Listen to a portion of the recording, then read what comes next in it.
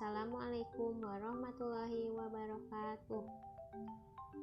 Alhamdulillahirabbil alamin wa bihi nasta'in ala umuri dunya waddin wa ala alihi wa sahbihi ajmain, amma ba'du.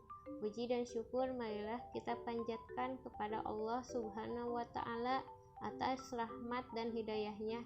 Kita bisa berkumpul di sini dalam keadaan sehat walafiat. Tak lupa juga sholawat serta salam semoga tetap tercurahkan pada junjungan kita Rasulullah Shallallahu Alaihi Wasallam.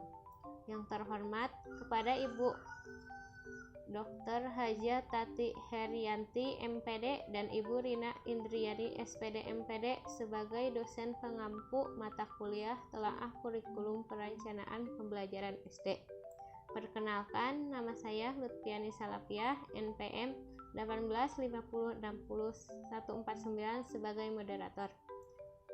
Kami, kelompok 5, akan memaparkan tentang analisis perbedaan kurikulum 2006 dan kurikulum 2013. Nama Julika Nurizki, NPM 1850682. Saya di sini akan menjelaskan tentang pengertian KTSP dan kurikulum 2013. Pengertian KTSP menurut Susilo 2007 halaman 12. Kurikulum tingkat satuan pendidikan atau disebut KTSP merupakan kurikulum yang dirancang oleh pemerintah sebagai upaya mencapai keunggulan masyarakat dalam penguasaan ilmu dan teknologi seperti yang digariskan dalam haluan negara. KTSP juga merupakan suatu konsep yang menawarkan otonomi bagi sekolah untuk menentukan kebijaksanaannya dengan tujuan untuk meningkatkan mutu dan efisien pendidikan. Mulyadi 2006-20 menjelaskan KTSP adalah kurikulum operasional yang disusun, dikembangkan dan dilaksanakan oleh satuan pendidikan yang sudah siap dan mampu mengembangkannya dengan memperhatikan Undang-Undang Nomor 20 Tahun 2003 tentang Sistem Pendidikan Nasional. Pengertian kurikulum 2013. Kurikulum 2013 adalah kurikulum yang syarat dengan pendidikan karakter. Mindset ini disadari sejak awal sebelum memahami teknis pelaksanaan kurikulum 2013. Jika tidak ada landasan pemikiran ini, maka kita akan merasakan terbebani oleh banyaknya pekerjaan yang harus dikerjakan. Pekerjaan yang akan banyak menyita waktu adalah mengumpulkan nilai peserta didik di setiap mata pelajaran dari aspek sikap, keterampilan, karena tidak lagi terbentuk nilai angka, tetapi terbentuk uraian atau kualitatif. Kurikulum 2013 merupakan suatu kebijakan baru pemerintah dalam bidang pendidikan yang diharapkan mampu untuk bertanggung jawab tentang dalam persoalan yang akan dihadapi oleh bangsa Indonesia ke depan. Kurikulum dalam hal ini diharapkan dapat memberikan keseimbangan aspek kognitif, aspek afektif, dan aspek psikomotor secara berimbang, sehingga pembelajaran yang terjadi diharapkan dapat berjalan dengan menyeimbangkan tiga aspek tersebut. Tidak seperti yang selama ini terjadi di mana pembelajaran lebih cenderung mengutamakan aspek kognitif saja. Perkenalkan, nama saya Lia Nurmalia, NPM 18506105. Di sini saya akan memaparkan kelebihan dan kekurangan KTSP. Yang pertama, kelebihan KTSP adalah 1. Berpusat pada siswa. Maksudnya adalah guru itu hanya membimbing mengarahkan, dan selebihnya itu pembelajaran berperan aktif pada siswa. Yang kedua, ada mendorong terwujudnya otonomi sekolah dalam menyelenggarakan pendidikan. Tidak dapat dipungkiri bahwa salah satu bentuk kegagalan pelaksanaan kurikulum di masa lalu adalah adanya penyelenggaraan kurikulum di seluruh Indonesia, tidak melihat kepada situasi real di lapangan dan kurang memahami potensi keunggulan lokal. Yang ketiga, mendorong para guru, kepala sekolah, dan pihak manajemen sekolah. Maksudnya adalah agar semakin meningkatkan kreativitasnya dalam menyelenggarakan program-program pendidikan. Yang keempat, ada mengurangi beban belajar siswa yang sangat padat. Kenapa kelebihan KTSP ini dapat mengurangi beban belajar siswa? Karena menurut para ahli, beban belajar yang berat dapat mempengaruhi perkembangan jiwa anak.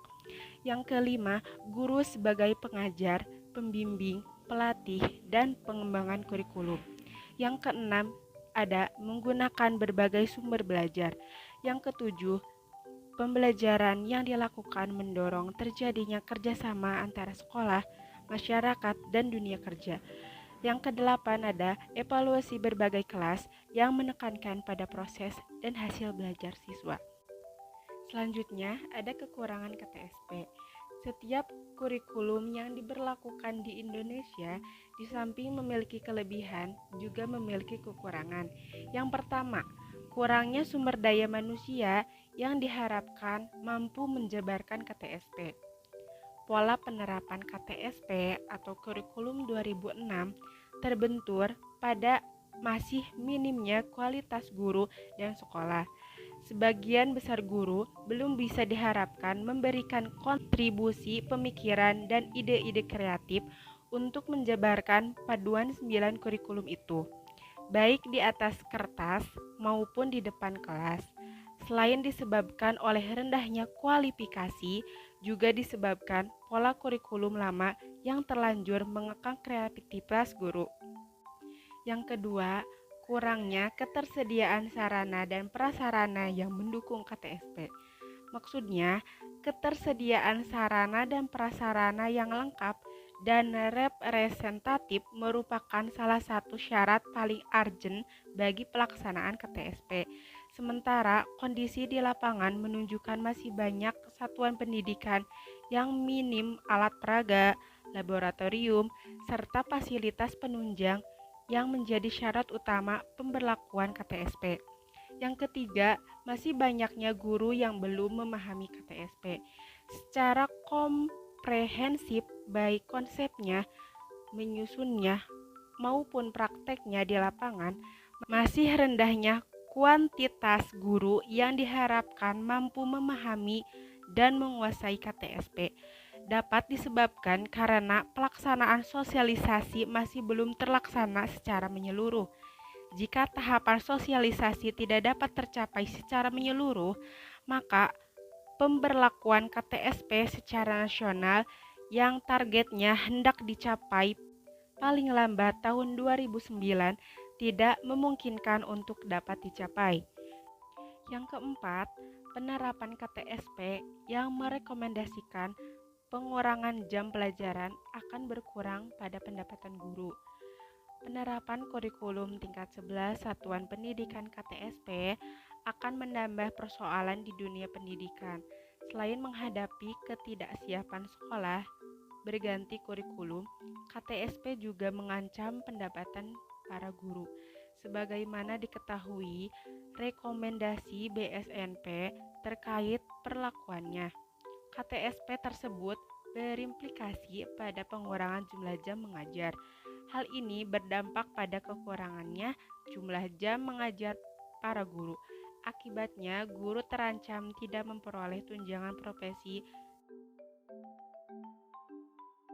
Perkenalkan, nama saya Kirana Wola Nusantari NPM 1850600109 akan menjelaskan tentang kelebihan kurikulum 2013. Kelebihan yang pertama yaitu lebih menekankan kepada pendidikan karakter. Pada kurikulum 2013 ini ada kesempatan bagi lembaga pendidikan untuk lebih maksimal dalam membentuk 10 karakter peserta didik. Menariknya, program pendidikan karakter dan budi pekerti luhur ini ditekankan dalam semua program studi yang ada, sehingga memungkinkan semua karakter anak bangsa semakin terbentuk. Kedua, memungkinkan siswa untuk lebih aktif, inovatif, dan kreatif. Karena pada kurikulum 2013 ini didesain secara khusus agar siswa lebih aktif, inovatif, dan kreatif dalam berbagai hal, khususnya dalam memecahkan suatu masalah yang dihadapi saat proses pembelajaran. Yang ketiga, lebih responsif terhadap fenomena sosial yang ada. Kurikulum 2013 menjadikan siswa yang responsif dalam berbagai hal. Contohnya, peserta didik akan diajari untuk lebih tanggap dan mandiri terhadap berbagai fenomena sosial, baik di tingkat lokal, daerah, maupun nasional. Ini sangat penting dalam rangka memupuk kepedulian terhadap nasib dan masa depan bangsa. Keempat, proses penilaian dilakukan dari semua aspek.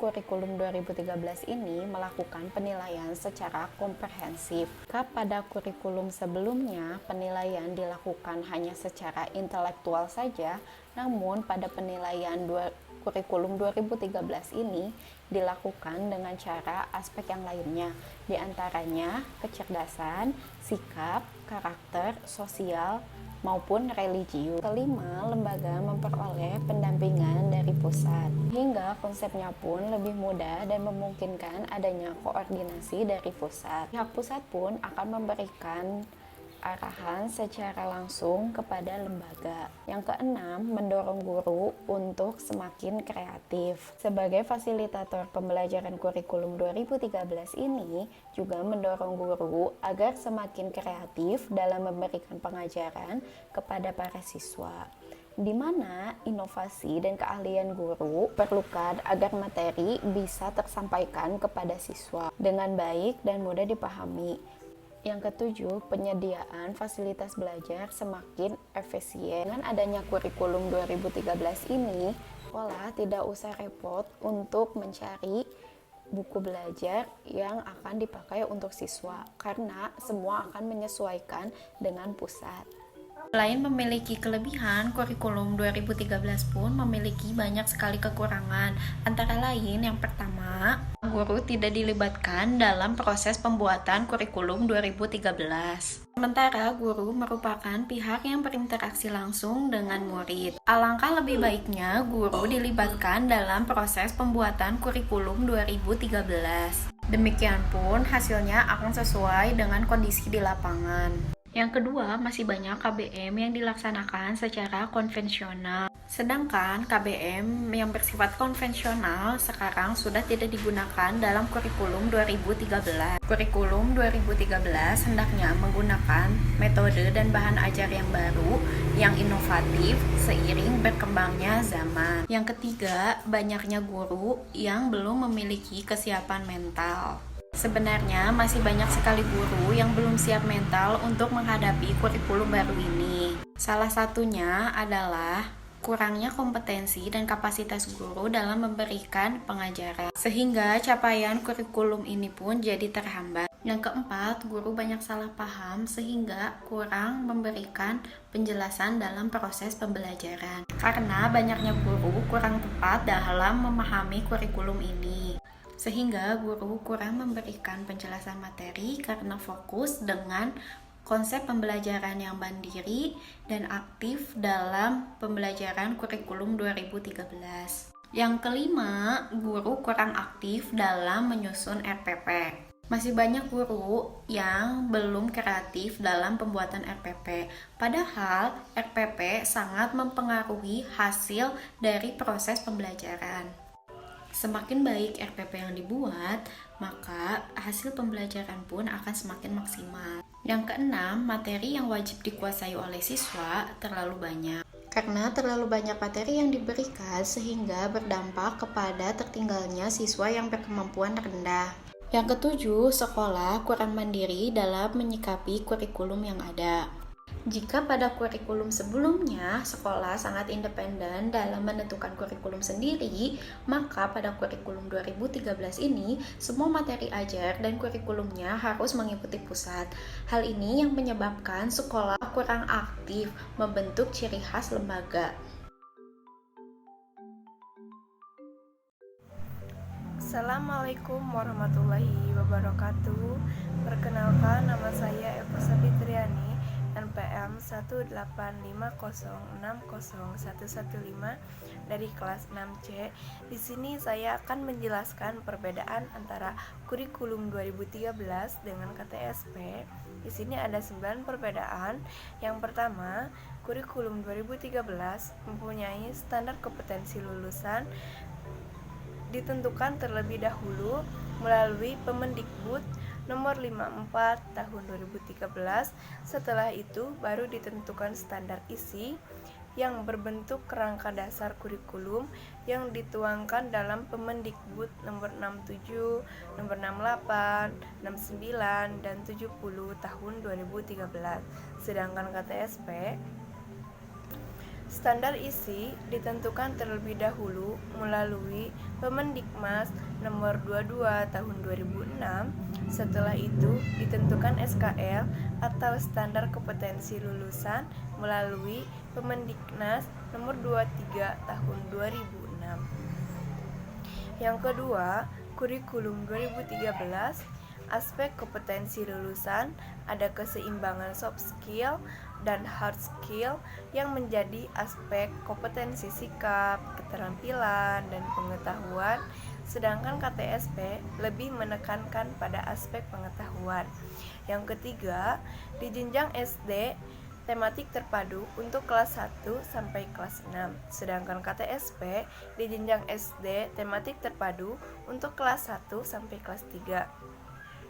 Selanjutnya perbedaan yang keempat, kurikulum 2013, jumlah jam pelajaran per minggu lebih banyak dan jumlah mata pelajaran lebih sedikit dibanding KTSP. Sedangkan KTSP, jumlah jam pelajaran lebih sedikit dan jumlah mata pelajaran lebih banyak dibanding kurikulum 2013. Selanjutnya perbedaan yang kelima, proses pembelajaran setiap tema di jenjang SD dan semua mata pelajaran di jenjang SMP, SMA, atau SMK dilakukan dengan scientific approach, yaitu standar proses dalam pembelajaran terdiri dari mengamati, menanya, mengelola, menyajikan, menyimpulkan, dan menciptakan. Selanjutnya, KTSP, standar proses dalam pembelajaran terdiri dari eksplorasi, elaborasi, dan konfirmasi. Selanjutnya, perbedaan yang keenam, kurikulum 2013, teknologi informasi dan komunikasi bukan sebagai mata pelajaran, melainkan sebagai media pelajaran. Sedangkan KTSP, teknologi informasi dan komunikasi atau TIK sebagai mata pelajaran. Selanjutnya yang ketujuh, kurikulum 2013, standar penilaian menggunakan penilaian otentik, yaitu mengukur semua kompetensi sikap, keterampilan, dan pengetahuan berdasarkan proses dan hasil. Selanjutnya, KTSP, penilaiannya lebih dominan pada aspek pengetahuan. Perbedaan yang kedelapan, yaitu pramuka menjadi ekstrakurikuler wajib, sedangkan KTSP pramuka bukan ekstrakurikuler wajib.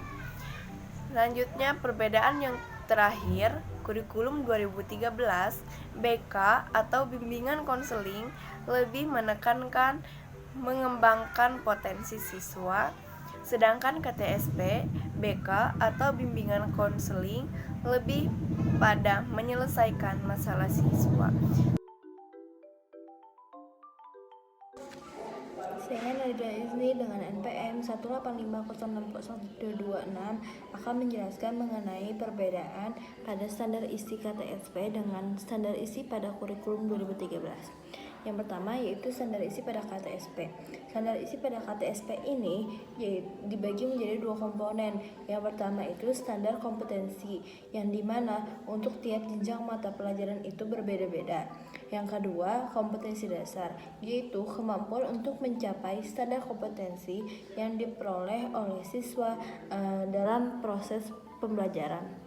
Kemudian standar isi pada kurikulum 2013 dibagi menjadi dua komponen juga. Yang pertama, kompetensi inti, yang dimana berlaku untuk semua mata pelajaran, tidak dibeda-bedakan seperti KTSP.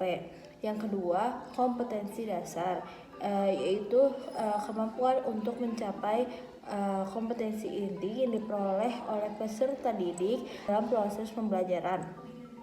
Standar isi pada KTSP dengan standar isi pada kurikulum 2013 ini juga memiliki persamaan, yaitu mereka memiliki isi kompetensi yang ingin dicapai. Bismillahirrahmanirrahim. Perkenalkan, nama saya Enda Rahayuningsih dengan NPM 18506606127. Di sini saya akan memaparkan materi hasil analisis kelompok, yaitu tentang standar proses tingkat satuan pendidikan atau KTSP. Nah, ada 4. Yang pertama itu perencanaan proses pembelajaran, yang di dalamnya itu meliputi silabus, rencana pelaksanaan pembelajaran atau RPP, yang memuat identitas mata pelajaran, standar kompetensi, kompetensi dasar, indikator pencapaian kompetensi, tujuan pembelajaran, materi ajar, alokasi waktu, metode pembelajaran, kegiatan pembelajaran, pemilihan hasil belajar, dan yang terakhir itu ada sumber belajar. Adapun yang kedua yaitu tentang pelaksanaan proses pembelajaran. Nah, pelaksanaan proses pembelajaran juga merupakan implementasi dari RPP. Pelaksanaan proses pembelajaran juga meliputi kegiatan pendahuluan, yang di dalamnya itu ada kegiatan inti dan kegiatan penutup. Adapun yang ketiga yaitu tentang penilaian hasil pembelajaran. Penilaian hasil pembelajaran itu dilakukan oleh guru terhadap hasil pembelajaran untuk mengukur tingkat pencapaian kompetensi peserta didiknya, serta digunakan sebagai bahan penyusun laporan kemajuan hasil belajar dan memperbaiki proses pembelajaran. Penilaian juga dilakukan secara konsisten, sistematik, dan terprogram bisa dengan menggunakan tes dan non-tes, dan dalam bentuk tertulis ataupun lisan. Pengamatan kerja, kinerja, pengukuran sikap, penilaian hasil karya berupa tugas ataupun portofolio, dan penilaian diri. Nah, penilaian hasil pembelajaran juga menggunakan standar penilaian pendidikan dan panduan penilaian kelompok mata pelajaran. Nah, adapun yang keempat yaitu standar proses pengawasan. Standar proses pengawasan pembelajaran ini berguna untuk terlaksananya proses pembelajaran yang efektif dan efisien. Assalamualaikum warahmatullahi wabarakatuh. Perkenalkan, nama saya Dwi Andini, NPM 1850606133. Di sini saya akan memaparkan materi mengenai standar proses kurikulum 2013. Standar proses kurikulum 2013 terdiri dari 3 tahapan. Yang pertama ada kegiatan awal atau kegiatan pendahuluan, yang kedua ada kegiatan inti, dan yang ketiga ada kegiatan penutup. Pada kegiatan awal atau kegiatan pendahuluan, berdasarkan amatan kurikulum 2013 terdiri dari 4. Yang pertama, guru mengecek daftar hadir siswa, dan guru juga melihat baik secara fisik maupun psikis apakah siswa tersebut dapat mengikuti pembelajaran dengan baik atau tidak. Yang selanjutnya, guru melakukan tanya jawab atau guru memberikan pertanyaan-pertanyaan mengenai materi yang sudah diajarkan di pertemuan sebelumnya ataupun materi yang akan diajarkan pada hari tersebut. Ini untuk mengecek apakah siswa paham pada materi yang telah diajarkan di pertemuan sebelumnya dan apakah siswa telah belajar untuk materi yang akan diberikan hari tersebut. Selanjutnya, guru meminta siswa agar mencermati materi yang akan dipelajari pada hari itu, dan yang keempat, guru membimbing siswa bagaimana cara menyelesaikan masalah yang akan dibahas pada materi hari tersebut. Yang kedua ada kegiatan inti. Pada kegiatan inti di sini proses pembelajaran, guru melakukan proses pembelajaran yang menyenangkan agar siswa dapat nyaman dan siswa dapat memahami materi dengan baik. Guru juga menantang siswa dan memotivasi siswa agar siswa tersebut dapat secara mandiri belajar. Peran guru di situ hanya mengarahkan siswa bagaimana cara menyelesaikan masalah yang ada pada materi yang sedang dipelajari. Pada kegiatan 3 atau kegiatan penutup, biasanya dilakukan evaluasi baik dari guru maupun dari siswa. Guru kembali menanya kepada siswa materi apa yang telah dipelajari pada hari tersebut. Begitupun sebaliknya, ada respon dari siswa, baik siswa menceritakan apa saja yang telah dipelajari pada hari tersebut. Dan pada kegiatan penutup ini juga biasanya guru sedikit memaparkan mengenai materi yang akan dibahas pada pertemuan selanjutnya. Nah, ini gunanya untuk agar siswa bersiap dan siswa setidaknya ada bayangan bagaimana apa materi yang akan diajarkan pada pertemuan selanjutnya. Perkenalkan, nama saya Nadia Nur Fajriah, NPM 185060141. Saya akan menjelaskan mengenai standar penilaian KTSP. Penilaian yang diterapkan dalam KTSP adalah penilaian berbasis kelas. Penilaian berbasis kelas yaitu kegiatan yang dilakukan untuk memperoleh dan mengefektifkan informasi tentang hasil belajar siswa tingkat kelas selama dan sesudah kegiatan belajar mengajar yang meliputi: yang pertama, tes tertulis. Tes tertulis merupakan tes dalam bentuk bahan tulisan baik soal maupun jawabannya. Nah, dalam menjawab soal, siswa tidak selalu harus merespon dalam bentuk menulis kalimat jawaban, tapi dapat juga dalam bentuk mewarnai, memberi tanda, menggambar grafik, dan sebagainya. Contoh dari tes tertulis misalnya pilihan ganda, benar salah, menjodohkan, jawaban singkat, esai, dan pertanyaan lisan. Yang kedua, penilaian kinerja. Penilaian kinerja ini merupakan penilaian dengan berbagai macam tugas dan situasi di mana peserta tes diminta untuk mendemonstrasikan pemahaman dan pengaplikasian pengetahuan yang mendalam serta keterampilan di dalam berbagai macam konteks. Contoh dari alat penilaian kinerja misalnya drama, permainan, berpidato, wawancara, diskusi, dan lain sebagainya. Yang ketiga, penilaian portofolio. Portofolio merupakan kumpulan atas berkas pilihan yang dapat memberikan informasi bagi suatu penilaian. Nah, tujuan dari penilaian portofolio ini adalah untuk menghargai perkembangan yang dialami siswa, mendokumentasikan proses pembelajaran secara langsung, memberi perhatian pada prestasi kerja siswa yang terbaik. Contoh dari alat penilaian portofolio ini misalnya puisi, karangan, gambar atau tulisan, naskah drama, denah, dan sebagainya. Yang keempat, penilaian proyek. Yang dimaksud proyek adalah tugas yang harus diselesaikan dalam periode atau waktu tertentu. Tugas tersebut berupa suatu investigasi sejak dari pengumpulan, pengorganisasian, pengevaluasian, hingga penyajian data. Hasil belajar dapat dinilai ketika siswa sedang melakukan proyek. Yang kelima, penilaian hasil kerja. Penilaian hasil kerja siswa merupakan penilaian terhadap keterampilan siswa dalam membuat suatu produk atau benda tertentu dan kualitas produk tersebut. Terdapat 2 tahapan penilaian, yaitu penilaian tentang pemilihan dan cara penggunaan alat serta prosedur kerja siswa, dan penilaian tentang kualitas teknik maupun estetika hasil karya atau kerja siswa. Hasil kerja dapat berupa produk kerja siswa yang bisa saja terbuat dari kain, kertas, kayu, plastik, keramik, dan hasil karya seni seperti lukisan. Yang keenam, penilaian sikap. Penilaian sikap merupakan penilaian terhadap perilaku dan keyakinan siswa terhadap suatu objek, fenomena, atau masalah. dilakukan dengan beberapa cara, antara lain observasi perilaku, misalnya tentang kerjasama, inisiatif, perhatian, pertanyaan langsung. Yang ketujuh, penilaian diri.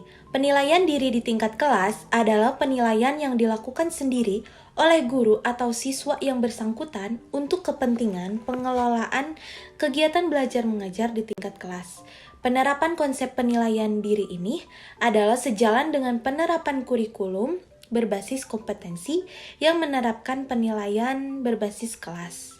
Hasil penilaian diri tingkat kelas ini merupakan masukan bagi guru di kelas dan bagi pimpinan sekolah untuk meningkatkan kinerja semua staf dan guru-guru di sekolah di masa mendatang.